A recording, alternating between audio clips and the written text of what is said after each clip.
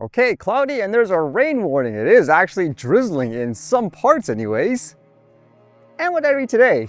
How about this first one, as it's been a while since I've read a topic about remote ID for drones, and some places think that's the solution, for example, in terms of rogue drones per se. This one here says, Kazakh lawmakers propose remote ID system for drones. Yelner Basabayev, a deputy of Mazhelis, the lower house of Kazakhstan's parliament, has submitted a formal inquiry to Prime Minister Olzaz Bektanov and Defense Minister Darren Kazanov, proposing the introduction of a mandatory remote ID system for drones weighing 250 grams or more.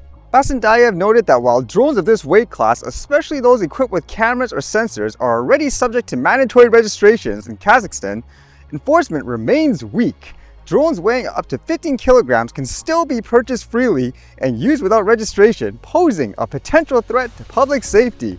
This sector, which plays a key role in technological development, must be regulated carefully to prevent its misuse for criminal purposes. Imagine using that logic for anything else, for example, some kind of kitchen utensil, for example, where people have made bombs out of stuff like that.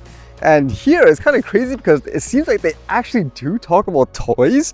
It says he illustrated the potential danger with a hypothetical scenario. A toy drone flying above a mass event, such as a concert or football match. In such situations, evacuations of thousands of spectators would be impossible, and the consequences could be catastrophic, he warned. He urged the government to tighten both administrative and criminal liability for unauthorized assembly and use of drones. Wow, what would you do in that regard for everything else in life?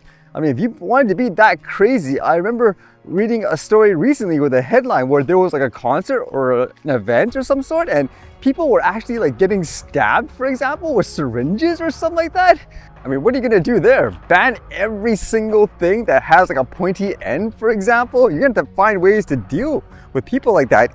This one says, drawing in international examples, Besabayev highlighted the United States, where every drone weighing 250 grams or more is required to have a, quote, digital passport that includes its serial number, coordinates, and the operator's data. Similar regulation exists in the European Union, Australia, the United Kingdom, and Canada, where drones must carry unique markings and flight recorders. He proposed that Kazakhstan adopt similar measures, including licensing for drone manufacturers, mandatory digital marking of key drone components, and stricter penalties for violations, especially at mass events.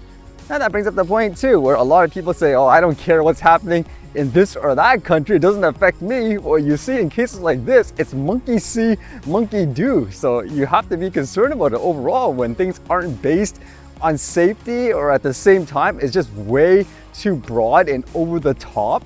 And why is that always the first reaction for a lot of these people? For example, you have an issue, regulate it more, make more restrictions. A criminal is not going to listen to you. I mean, theoretically, like this guy says with a hypothetical example, why in the world would, like, say, a terrorist listen to you? If they wanted to create a bomb and send it, for example, to some stadium with a bunch of people, do you think they're going to listen to you and say, oh, well, the regulations say I can't fly here today? They're going to do it anyways, correct? So you're going to have to develop some kind of defensive measures around these areas if that's your biggest concern, in my opinion, overall. And with drones in the air, how about drones in the sea to collect garbage? I've read a bit about these in various places, haven't really seen one myself personally. This one says, fundraiser for a litter-eating water drone, a success. A fundraising campaign to pay for a drone to continue cleaning a city's waterways has smashed its target. More than £45,000 was raised in less than 8 weeks to fund the continuing use of the waste shark, which is said to have removed the equivalent of more than 4,000 liters of organic material, plastic, and debris from around Leeds dock in the first year. Leeds Waterfront Group launched their campaign in May to raise £24,000 for another year of the device, with hopes that a further £10,000 could be raised to fund an extra day a week's use. LWG Chair Paul Ellison said he had been blown away by the response to the campaign to keep the machine's mission going. Wow, that's a lot of money too, isn't it? In terms of having to pay to maintain this thing for that much. It makes me wonder what is the main cost. I would imagine this thing is automatic overall. You should require very minimal attention and maintenance, correct? Although if it's working, is it actually better than a human, for example? It does go on to say a spokesperson for LWG said the money had been raised thanks to the efforts of 12 business sponsors who stumped up £24,000 and more than 400 donations from the public, which raised £21,000. They said the funds would allow the drone to bag an additional 4,500 liters of rubbish per year. Operated directly by a human controller, the drone, which is reportedly the only one of its kind in the UK, is equipped with GPS, collision avoidance technology, and a camera to avoid posing a risk to wildlife or other water users. Well, I guess that explains some of the cost too. You still need to have someone manually, I guess, operating this, by the sounds of it anyways. It says if the objects are too large for it to swallow, the waste shark is also capable of maneuvering them to the side to be removed manually. That's a good use of the tech in my opinion, but with that said, like the previous story, is there going to be fear-mongering of water drones now? I'm so interested in trying out like a water drone and so forth, but a lot of them just seem too cumbersome in terms of carrying it around and all that with all the wires and so forth. So until they develop something a little bit more friendly in terms of an everyday use anyways for an average person.